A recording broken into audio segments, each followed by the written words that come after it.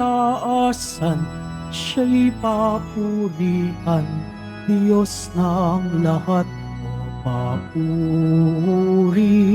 sa kaitaasan, siya'y papurihan, ngayon at magpakailanman. Umawit ang daigdigan, lahat ng naroroon. Umawit ang sangkatauhan, purihin ang Panginoon.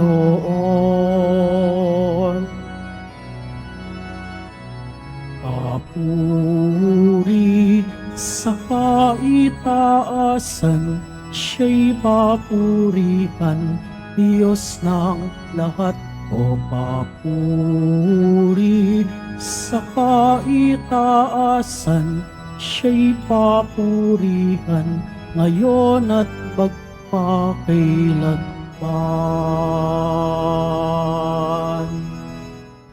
Sa ngalan ng Ama, ng Anak at ng Espiritu Santo. Amen. Sumainyo ang Panginoon. At sumaiyo rin. Mga kapatid, tinipon tayo bilang kaanib ng angka ng Diyos, kaya dumulog tayo sa mawaing Panginoon na nagpapatawad ng lubos. Sinugong tagapagpagaling sa mga nagsisisi, Panginoon, kaawaan mo kami. Panginoon, kaawaan mo kami. Dumating na tagapag-anyayang mga makasalanan ay magsisi, Kristo, kaawaan mo kami. Kristo, kaawaan mo kami. Nakaluklok ka sa kanan ng Diyos Ama para ipamagitan kami. Panginoon, kaawaan mo kami. Panginoon, kaawaan mo kami. Kawan tayo ng makapangyarihan Diyos, patawarin tayo sa ating mga kasalanan, at patnubayan tayo sa buhay na walang hanggan. Amen. Manalangin tayo.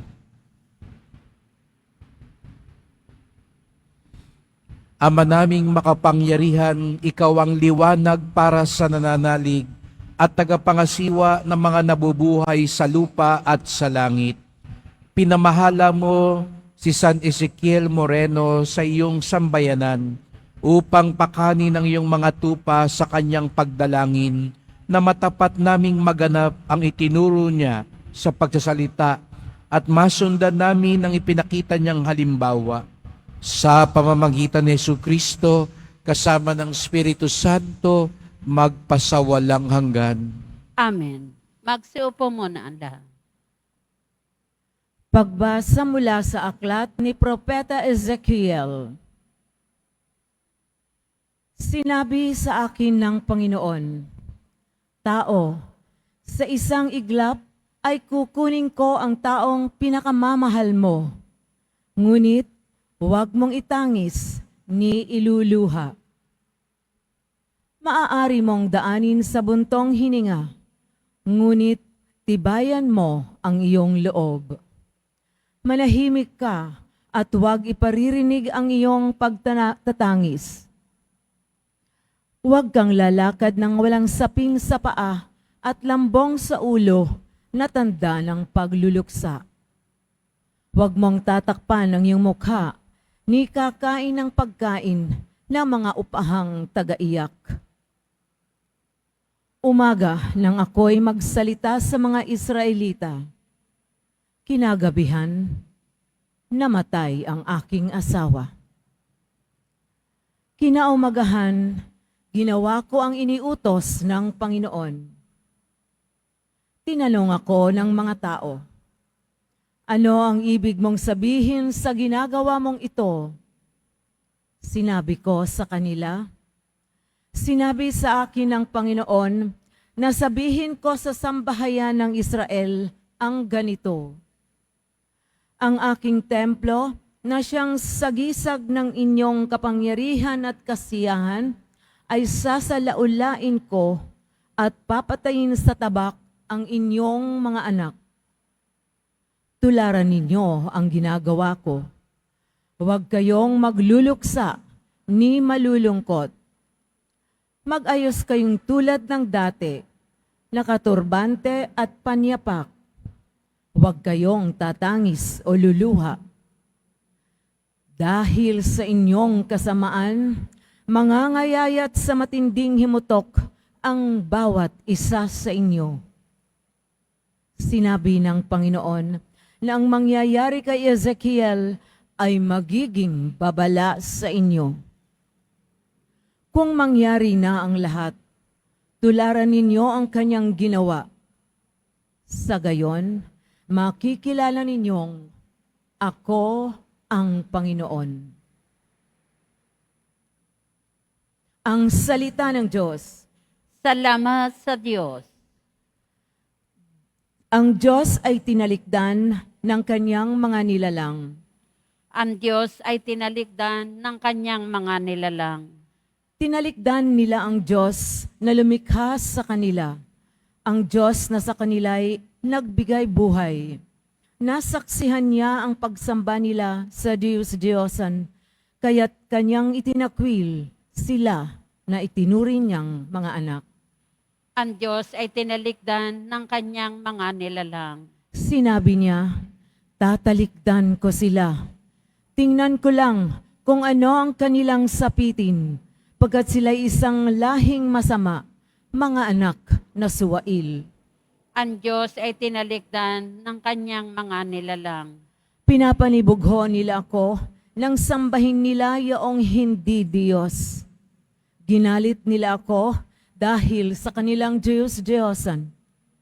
Kaya paninibughuin ko rin sila at gagalitin sa pamamagitan ng bansang di kumikilala sa akin. Ang Diyos ay tinalikdan ng kanyang mga nilalang. Magsitayo po ang lahat.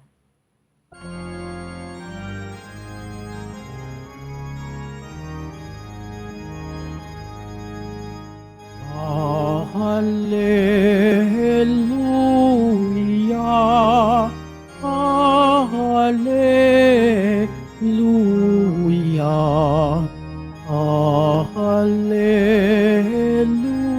Hallelujah, Hallelujah.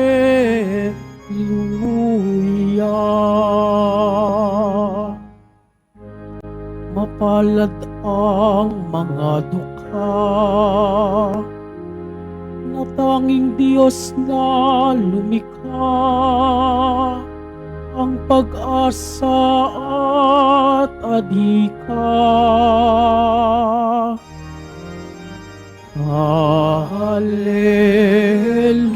Hallelujah, Hallelujah,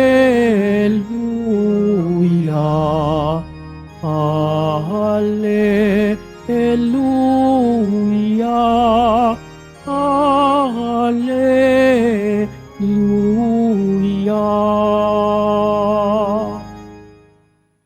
Sumainyo ang Panginoon.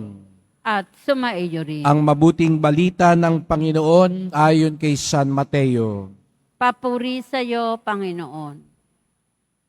Noong panahong iyon, may isang lalaking lumapit kay Jesus at nagtanong, Guro, ano pong kabutihan ang kailangan kong gawin upang magkamit ng buhay na walang hanggan?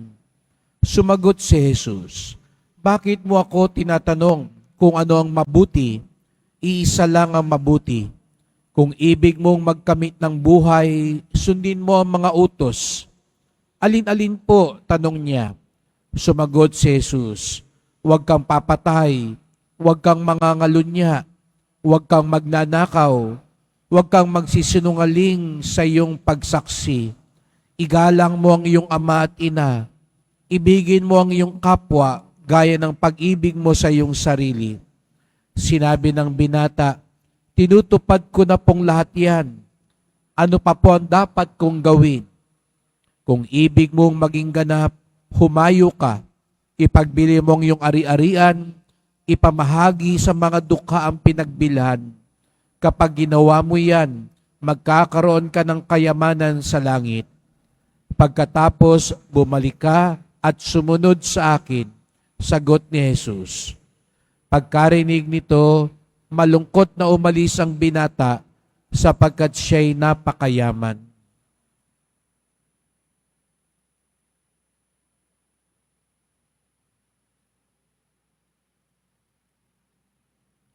Mga kapatid, ang mabuting balita ng ating kaligtasan. Pinupuri ka namin, Panginoong Heso Kristo. Magsiupo muna. Magandang umaga po sa inyong lahat at maligayang pagdating sa tahanan ng ating mahal na pong Jesus Nazareno. Pinagdarasal din natin ang mga nasa online, lalo na po may sakit, nag-aalaga sa may sakit, at mga kababayan kadeboto natin mula sa iba't ibang panig ng bansa at daigdig na nais sumama sa misa dito sa Quiapo, sa Basilica Minor at Pambansang Dambana ni Jesus Nazareno. Kung kahapon sa Ebanghelyo, ang mga tao ay tumanggi kay Jesus bilang tinapay ng buhay, na kanilang mas pinili ang tinapay lang ng mundo sa halip na tinapay na nagbibigay ng buhay na walang hanggan. Sa Ebanghelyo ngayon, may isang binatang lumapit kay Jesus Nazareno at ang nais lamang niya ay matamo ang buhay na walang hanggan. Kanyang nais tugunan hindi lang ang kagutuman ng katawan, kung hindi ang kagutuman ng kaluluwa. Yun po yung unang biyayang ipagdasal natin. Sana hindi lang yung pangangailangan ng katawan. Opo, ipagdasal natin lahat yan. Yung may sakit, yung kailangan ng pera, hanap buhay. Ngunit, wag din natin kalimutan ang mas malalim at mas mahalagang kagutuman, ang kagutuman ng kaluluwa, ang kagutuman para sa kaligtasan, ang kagutuman para sa Diyos. At nakakalungkot, maganda ang simula nung binata. Nais niya ang buhay na walang hanggan. Ngunit nung ipinamukha sa kanya ni Jesus Nazareno, kung nais mo ang kaligtasan, tunay kang kumapit sa Diyos. At kung kailangan bitawan ng iba, bitawan ng lahat, alang-alang sa Diyos, gawin mo ito. Hindi ito nagawa nung binatang mayaman, may kaya. Hindi lang ito para sa mga mayayaman, dahil kahit hindi ka mayaman, meron tayong ayaw bitawan para sa Diyos. At sabi nga sa Ebanghelyo, nalungkot na umalis ang binata, sapagkat alam niya na si Jesus Nazareno ang tunay na kayamanan, ngunit hindi niya kayang bitawan ang iba para sa kanya. Kabaligtaran ito sa nangyari sa unang pagbasa kay Ezekiel. Si Ezekiel na propeta, marami siyang pinagdaan ng pagsubok. Namatay ang kanyang asawa, maraming kamalasan ang nangyari sa kanyang buhay. Ngunit kumapit siya sa Diyos. Ginawa siyang halimbawa ng Diyos upang lalong mapagtibay ang pananampalataya ng mga tao. At ito ang naging aral para sa unang pagbasa, na si Ezekiel ay gawing halimbawa para sa mga taga-Israel. Ngayong araw na ito, pinagdiriwang din natin ang kapistahan ng isa pang Ezekiel, si San Ezekiel Moreno. At kung si San Pedro Bautista ay malapit dito sa Quiapo sapagkat siya ay naging isang misyonero at siya ang nagtatag ng simbahan ng Quiapo, bagamat hindi siya Pilipino, siya ay isang santo na tumapak sa Pilipinas. Ganon din si San Ezekiel Moreno. Isa siyang paring Recoleto, katulad po ng mga pari sa San Sebastian. At 15 taon siya na naglingkod dito sa Pilipinas. Siya'y naordinahang pari dito sa Pilipinas. Siya'y naglingkod sa maraming bayan dito sa Pilipinas. Sa Mindoro, sa Palawan, sa Las Piñas, sa Cavite, at maging sa Santa Cruz. Kaya naniniwala ako, nakapunta sa Quiapo si San Ezekiel Moreno. Dahil siya ay naging kura ng Santa Cruz. At siya ay naordinahan at madalas din sa Intramuros. Kaya imposibleng hindi siya mapadaan o makadalo man lang sa Quiapo dahil madalas siya sa Intramuros at sa Santa Cruz at nasa gitna lang ang Quiapo ng dalawang lugar na ito. At bukod kay San Lorenzo at kay San Pedro Calungsod, kung meron mang santo na marunong managalog, si San Ezekiel po iyon. Naalala ko po tuloy may isang bata na nagtanong, Father, kung nagdadasal po tayo sa ibang santo, hindi naman sila marunong managalog, naintindihan kaya nila yung dasal natin? Naintindihan naman po.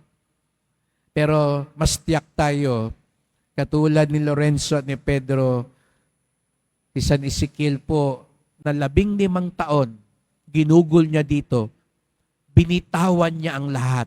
Kung yung binata sa Ebanghelyo, hindi niya kayang bitawan para sa Diyos ang mga bagay-bagay sa buhay, si San Ezekiel, binitawan niya ang lahat, iniwan niya ang lahat para kay Kristo. At matapos nga ng kanyang paglingkod dito, siya ay naging obispo, nahirang siyang obispo sa Colombia. At dito ay naglingkod siya bagamat may gera sa lugar na iyon. Ngunit di kalaunan, natagpuan na siya may sakit, may cancer. Kaya kailangan niyang umuwi sa Espanya, ngunit di kalaunay, binawian din siya ng buhay. Kaya nga si San Ezekiel din ay patron ng mga taong may cancer. Siya ay isang misyonero, lingkod ni Kristo na iniwan ng lahat. At katulad din ni Propeta Ezekiel, sa kanyang panahon ng pagsubok at karamdaman at kapighatian, mas lalo niyang ipinakita ang matibay na pag-ibig at pananalig sa Diyos. Ito po ang ating ipagdasal. Na katulad ni Propeta Ezekiel, katulad ni San Ezekiel Moreno, hindi katulad nung binata sa Ebanghelyo, ang panghawakan natin higit sa lahat, ang pag-ibig at awa ng Diyos. Sa pagdulog natin kay Jesus Nazareno na nakibahagi sa ating mga krus at pasanin sa buhay, lalo sanang mag-alab ang ating pananalig. Hindi katulad ng sinabi sa Salmo Responsorio na ang Diyos ay tinalikdan ng kanyang mga nilalang. Sa halip, katulad ni San Ezekiel, hindi natin talikdan, bagkus lalong kapitan ang Diyos. Magsitayo po.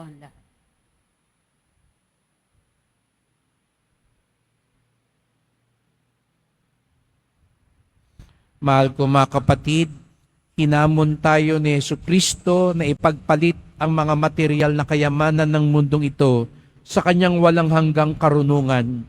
Ang ating mga panalangin naway makatulong sa ating pagpasok sa kanyang kaharian. Ang ating tugon, ikaw ang pamana sa amin, O Panginoon. Ikaw ang pamana sa amin, O Panginoon. Ang simbahan, naway mapalaya ang mga lalaki at babae sa epekto ng materialismo at kahangalan. Manalangin tayo. Ikaw ang pamana sa amin, O Panginoon. Ang mga pinuno ng gobyerno, naway huwag isakripisyo ang kanilang prinsipyo sa kapangyarihan, tagumpay, ambisyon, at sa halip, isulong nila ang dangal at halaga ng Ebanghelyo. Manalangin tayo. Ikaw ang pamana sa amin, O Panginoon. Ang mga magulang at mga guro naway hamunin ng mga kabataan na mamuhay sa mga bagay na tunay na makahulugan. Manalangin tayo. Ikaw ang pamana sa amin, O Panginoon. Ang mga Kristiyanong labis ang ari-arian at likas na yaman, naway matutong magbahagi ng kanilang yaman at talento sa mga dukha at kapuspalad. Manalangin tayo. Ikaw ang pamana sa amin, O Panginoon. Ang ating mga mahal na yumao, naway mapuno ng yaman ng kaharian ng Diyos. Manalangin tayo. Ikaw ang pamana sa amin, O Panginoon. Ama naming Diyos, biyayaan mo kami ng katapangan, kasiyahan, pananalig at karangalan. Gawin mo kaming matalino sa karunungan ni Jesus. Siya na nabubuhay at nag-ahari kasama mo at ng Espiritu Santo, magpasawalang hanggan. Amen. Magsiupo muna ang lahat.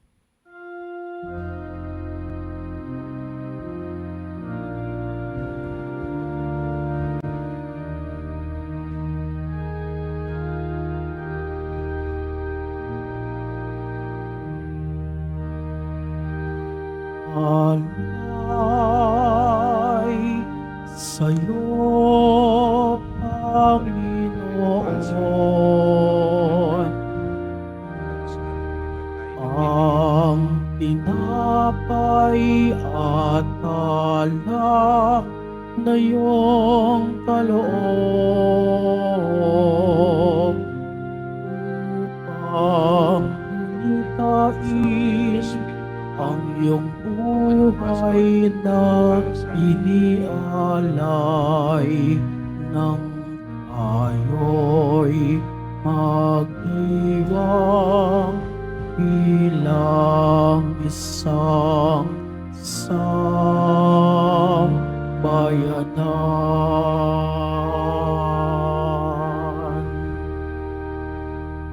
Pagsitayo na po ang lahat. Manalangin kayo mga kapatid upang ating paghahain ay kalugdan ng Diyos amang makapangyarihan. Tanggapin nawa ng Panginoon itong paghahain sa iyong mga kamay, sa kapurihan niya at karangalan, sa ating kapakinabangan at sa buong sambayanan niyang banal. Ama naming lumikha, dumudulog kami sa iyong kadakilaan upang ang kapangyarihan mong ipinahayag sa paghahain ng mga alay para gunitain ng mga banal ay magdulot sa amin ng pakikinabang sa kaloob mong kaligtasan sa pamamagitan ni Jesucristo kasama ng Espiritu Santo magpasawalang hanggan. Amen. Sumainyo ang Panginoon. At sumaiyo rin. Itaas sa Diyos ang inyong puso at diwa.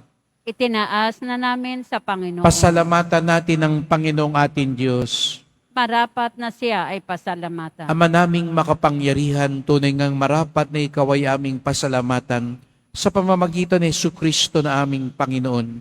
Ngayong si San Ezekiel Moreno ay pinararangalan sa pamumuhay niyang totoong uliran at pagiging maasahan sa panunungkulan, kaya't si Jesucristo na maasahan sa katapatan ay inihayag sa pangangasiwa sa sambayanan. Ang malasakit ng mga ulirang tagapangasiwa noon ay nagpapatuloy magpahanggang ngayon sa mga panalangin kanilang iniukol, kaisa ng sambayanan mong dito'y nagtitipon. Kaya kaisa ng mga anghel, nagsisiawit ng papuri sa iyo, nang walang humpay sa kalangitan, kami nagbubunyi sa iyong kadakilaan. Santo, Santo, Santo, Panginoon Diyos ng mga hukbo, napupuno ang langit at lupa ng kadakilaan mo, o sana sa kaitaasan. Pinagpala ang naparirito sa ngalan ng Panginoon, o sana sa kaitaasan. Magsiluhod po ang lahat. Ama naming banal, ikaw ang bukal ng tanang kabanalan, kaya't sa pamamagitan ng iyong Espiritu gawin mong banal ang mga kaloob na ito, upang para sa amin maging katawan at dugo ng aming Panginoong Hesukristo. Bago niya pinagtiis ang kusang loob na maging handog, hinawakan niya ang tinapay, pinasalamatan kanya, pinaghati-hati niya yon, iniabot sa kanyang mga alagad at sinabi, Tanggapin ninyong lahat ito't kanin. Ito ang aking katawan na ihandog para sa inyo.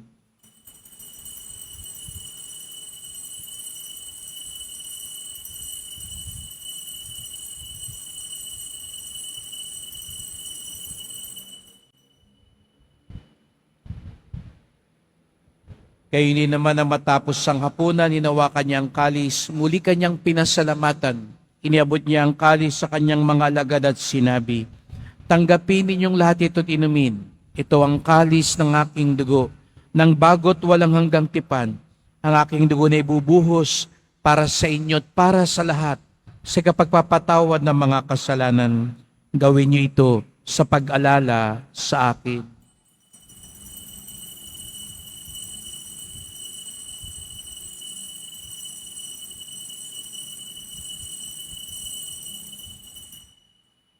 Tumayo po ang lahat. Ipagbunyi natin ang misteryo ng pananampalataya. Si Kristo'y namatay, si Kristo'y nabuhay, si Kristo'y babalik sa wakas ng panahon. Ama, ginagawa namin ngayon ang pag-alala sa pagkamatay at muling pagkabuhay ng iyong anak, kaya tinalay namin sa iyo ang tinapay nagbibigay buhay at ang kalis na nagkakaloob ng kaligtasan. Kami nagpapasalamat dahil kami yung minarapat na tumayo sa harap mo para maglingkod sa iyo. Isinasamo namin kaming magsalo-salo sa katawan at dugo ni Kristo ay mabuklod sa pagkakaisa sa pamamagitan ng Espiritu Santo. Ama, lingapin mo ang iyong simbahang laganap sa buong daigdig. Puspusin mo kami sa pag-ibig kaysa ni Francisco naming Papa, ni Jose naming Obispo at ng Tanang Kaparian. Alalahanin mo rin ang mga kapatid naming nahimlay na may pag-asang sila'y muling mabubuhay, gayon din ang lahat ng mga pumanaw. Kawan mo sila't patuloyin sa iyong kaliwanagan. Kawan mo't pagindapating kaming lahat na makasalo sa iyong buhay na walang wakas, kaisa ng mahal na Birheng Maria, Ina ng Diyos, ng kabiyak niyang pusong si San Jose, ng mga apostol, ni San Juan Bautista at lahat ng mga banal na namuhay dito sa daigdig ng kalugod-lugod sa iyo. Maipagdiwang nawa namin ang pagpupuri sa ikarangal mo sa pamamagitan ng iyong anak na aming Panginoong Hesukristo. Sa pamamagitan ni Kristo, kasama niya at sa Kanya, ang lahat ng parangal at papuri ay sa iyo, Diyos Amang makapangyarihan, kasama ng Espiritu Santo, magpasawalang hanggan. Amen. Buong galang tayong tumawag sa ating Ama sa Langit. Ama namin, Sumasalangit ka, sambahin ang ngalan mo. Mapasa amin ang kaharian mo. Sundin ang loob mo dito sa lupa para nang sa langit. Bigyan mo kami ngayon ng aming kakanin sa araw-araw. At patawarin mo kami sa aming mga sala para nang pagpapatawad namin sa nagkakasala sa amin. At huwag mo kaming ipahintulot sa tukso at iadya mo kami sa lahat ng masama. hinihiling namin kami adya sa lahat ng masama, pagkalooban ng kapayapaan araw-araw, iligtas sa kasalanan, ilayo sa lahat ng kapahamakan, samantalang aming pinananabikan ng dakilang araw ng pagpapahayag ng tagapagligtas naming si Jesucristo.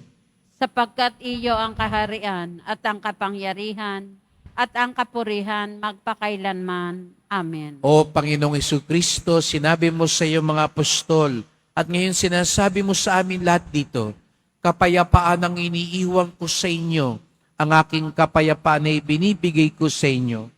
Tunghayan niyo pong aming pananampalataya, huwag pong aming mga kasalanan, at pagkalooban kami ng kapayapaan at pagkakaisa, ayon sa iyong kalooban, kasama ng Espiritu Santo, magpasawalang hanggan. Amen.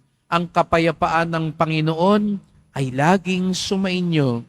At sumaiyo rin. Magbigayan tayo ng kapayapaan ni Kristo sa isa't isa.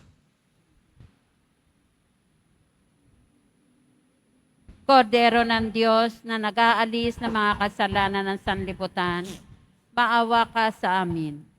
Kordero ng Diyos na nag-aalis ng mga kasalanan ng sanlibutan, maawa ka sa amin.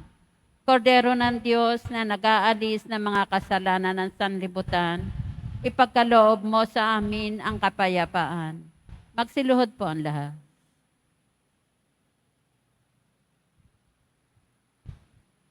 Narito ang ating Panginoong Jesucristo, ang kordero ng Diyos, nag-aalis ng mga kasalanan ng sanlibutan, mapapalad ang inaanyayahan sa kanyang piging. Panginoon, hindi ako karapat-dapat na magpatuloy sa iyo. Ngunit sa isang salita mo lamang ay gagaling na ako.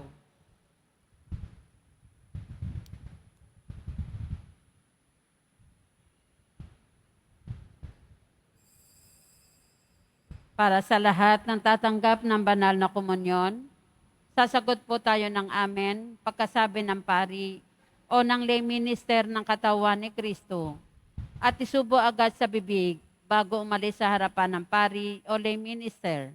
Sumunod po tayo.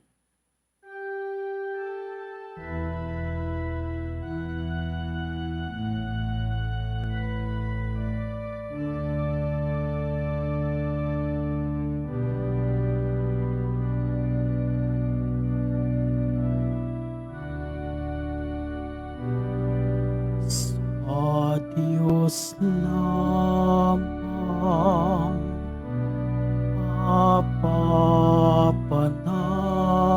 mapapanatag ang aking kaluluwa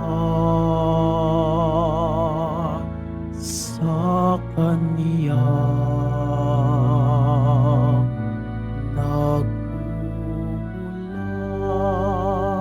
Ang aking pag-asa at kaligtasan.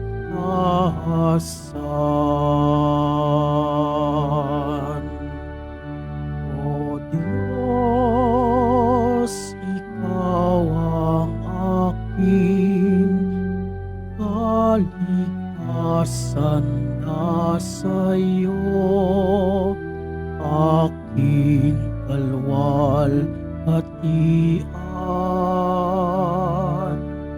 Ikaw lamang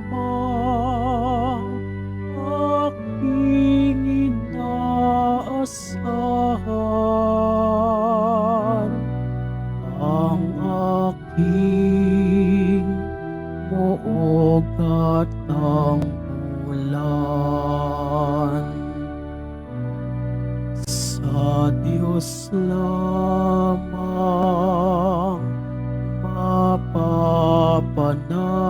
mapapanatag ang aking kaluluwa sa Kaniya.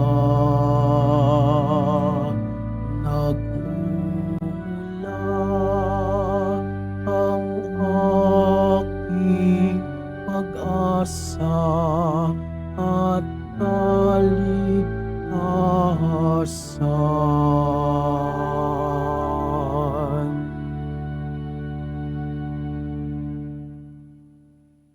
Pagkatapos ng misa, wiwisikan po ang lahat ng banal na tubig. Pinakikiusapan ng lahat na manatili lamang muna sa inyong mga lugar. Sa Quezon Boulevard o Plaza San Juan lamang ang labasan ng lahat. Sumunod po tayo. Maraming salamat po sa inyong pagdalaw at pagsisimba sa Basilica Minor at Pambansang Dambana ni Jesus Nazareno. Tumayo po ang lahat. Manalangin tayo. Ama naming mapagmahal, ang tinanggap naming banal na pakikinabang ay maganda nawa para sa aming pagkakamit ng kaligayahan na idinulot kay San Ezekiel Moreno na iyong paglingap na maasahan sa pamamagitan ni Jesucristo kasama ng Espiritu Santo magpasawalang hanggan. Amen. Salamat po sa inyong pagpunta dito sa Quiapo. Ingat po kayo sa pag-uwi. Salamat po sa mga naglingkod sa misa at sa inyong tulong sa simbahan. Mga pamisa, love offerings, online donations, sa mga nagdadala po ng bigas, dilata, noodles, at iba pang pang-ayuda. Ang ating debosyon sa Poong Nazareno